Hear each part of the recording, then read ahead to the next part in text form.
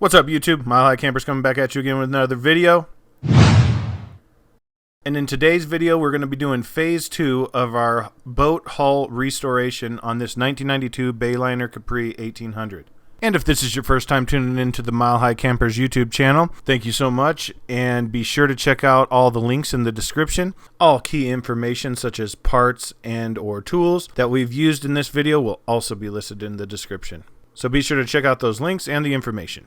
This is our second video in the hull restoration project for this boat, so be sure to check out that first video that goes over the pinstripe, decal, and lettering removal. In this video, we're going to be going over the final steps to complete the hull and gel coat restoration. Alright, so let's dive into this video. Here we have two shots of the left rear corner of the boat. On the left hand side, it's our before shot. On the right is our after shot, after we've removed the pinstripes, cleaned the surface, and then did a mild wet sand with 2000 grit sandpaper. And as you can see, it's looking pretty good. That small blemish you see there in the right picture where the teal meets the white, that's actually a blemish in the gel coat that was made by the factory, and that's ultimately why they had the white pinstripe there, was to hide the blemishes.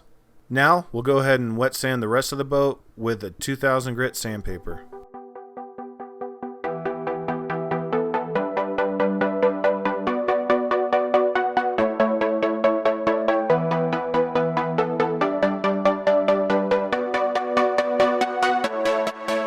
Alright guys, we're done with the wet sand.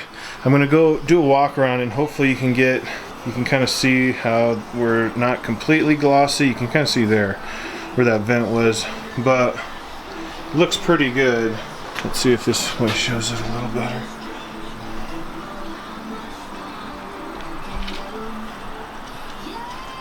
We're going to do the cutting compound, and just to give you an idea, we got over here.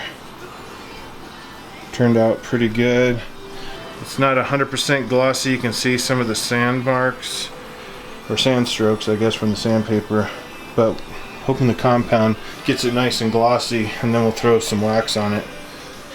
And I'm not a sponsor or anything, but this is what we're going to give a go. This is just simply what my friend had laying around.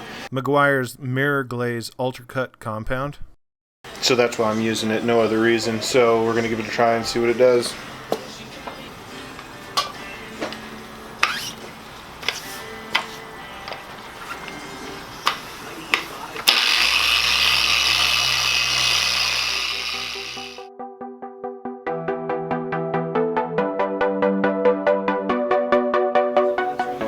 Okay guys, it's looking great. It's super shiny. It looks really good so far. Alright, got our microfiber towel. Just gonna kind of wipe it. See what we've got.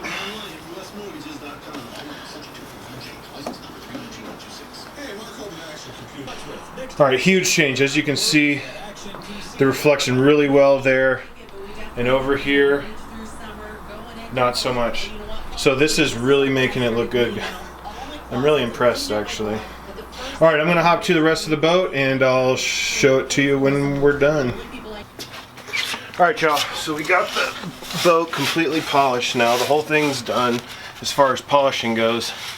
Now I'm going to go ahead, before we wax it, I'm going to install the boat lettering, because if we wax it, the vinyl won't stick to the boat. The wax will cause it to fall off. So before we do that, we're going to go ahead and do the boat lettering. So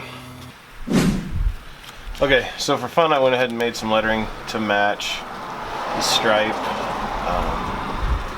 And what I'm going to do, get it up there with the tape just to hold its position. Then I'm going to just take a quick measurement. Looks like we're about 1 1/8 inches there to the top of the letter, and 1 1/8 inches there, so we're pretty good. Let's go up just a little bit. So once I get it in place, alright, 1 1/8 inches, 1 1/8 inches, and I'm just measuring from this point to the top of the letter on both of them. Alright, so they are in place. I'm going to go ahead and run a strip of tape in the middle to hinge it.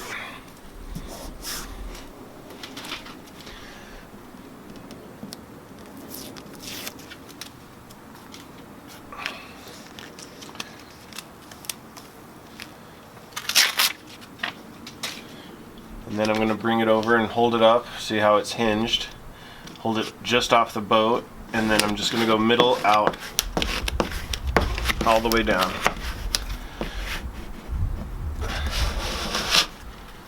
Okay.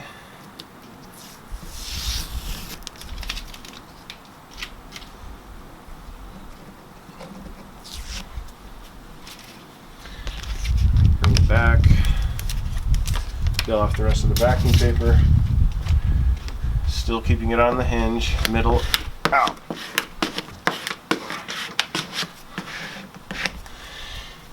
And the reason why you hinge it is so theoretically, instead of just putting it up there and then squeegeeing down, is so that you eliminate the chances of getting bubbles in your letters. So let's see how it looks.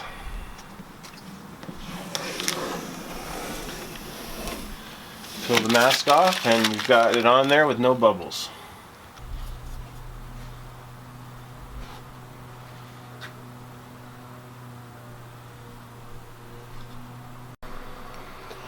Alright, so polish done. We're going to go ahead and put our wax coat on.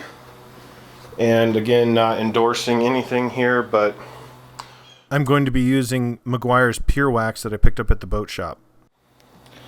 So let's get to it.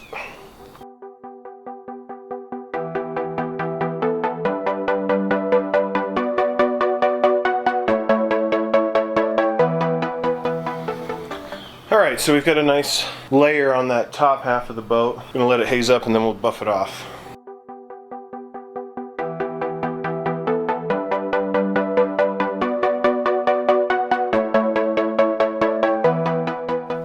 Alright, so now I'm just going to go ahead and do that to the rest of the boat, and I'll show you when it's finished.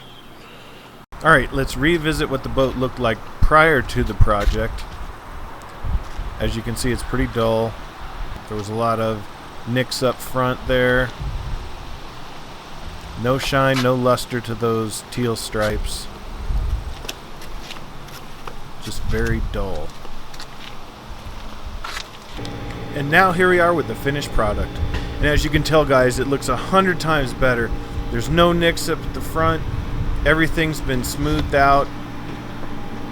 It's got a lot of luster, a lot of shine.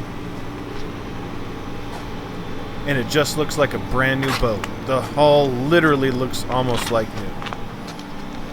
Very happy with the outcome. Just to do a little recap, we did a mild wet sand with 2000 grit sandpaper. Then we went over the hull with the Meguiar's Mirror Glaze Ultracut Compound and a buffer. And finally we used the Meguiar's Pure Wax to finish it off. The entire process, including the removal of the pinstripes and the lettering, took me a total of 17 hours.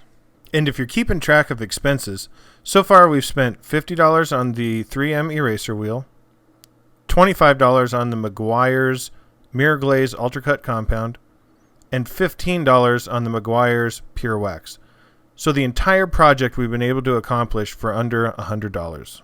Now I know there's some of you watching that may think that this was not a complete gel coat restoration, and that may be true. I know there's several different ways of doing gel coat restoration. I've even watched a few videos myself.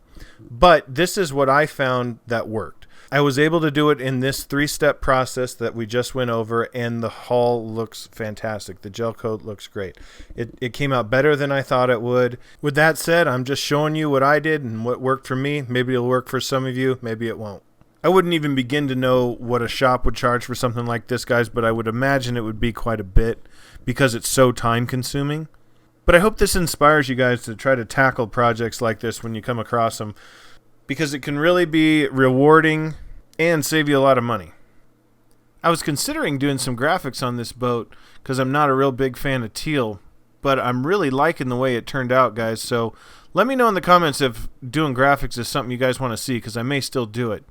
Alrighty, guys, be sure to stay tuned for the next video. And as always, be sure to like, share, subscribe, and comment. Peace!